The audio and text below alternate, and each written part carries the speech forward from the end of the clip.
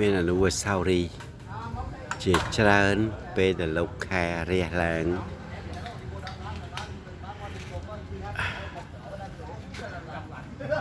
ពេលនេះម៉ោងនេះទៅប្រៃនគរ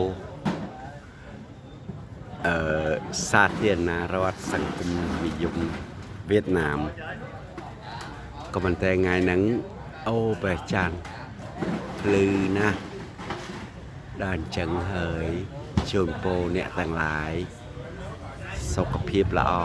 អាយុយឺនយូរដើម្បីជាម្លប់កូនចៅយើងទាំងអស់គ្នាមានខូចខំអីសូមខន្តីអភ័យទោសផងព្រះចានធម្មជាតិកើតចាស់ឈឺស្លាប់ក៏ប៉ុន្តែយើងថ្ងៃហ្នឹងបានឃើញអញ្ចឹងណាដូចសบายរីករាយពេលនេះម៉ោងនេះអូខេម៉ោង7:35នាទីនៅទីក្រុងប្រៃនគរអតីតហើយហូជីមិញស៊ីធី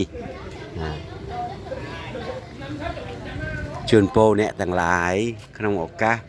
បញ្ចូលឆ្នាំថ្មីប្រពៃណីជាតិខ្មែរយើងមានសុខចម្រើនទាំងអស់គ្នាក្នុងនឹងមានក្រុមគ្រួសារខ្ញុំនិងអ្នកទាំងឡាយអរុនសួស្តីអរុនសួស្តីវត្ថុស័ក្តិសិទ្ធិជួយស័ក្តិសិទ្ធិអូខេយ៉ាចម្រើនទាំងអស់គ្នាសុខភាព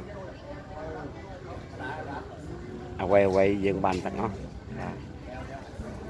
ជំរាបលាទាំងអស់គ្នារាត្រីសួស្តី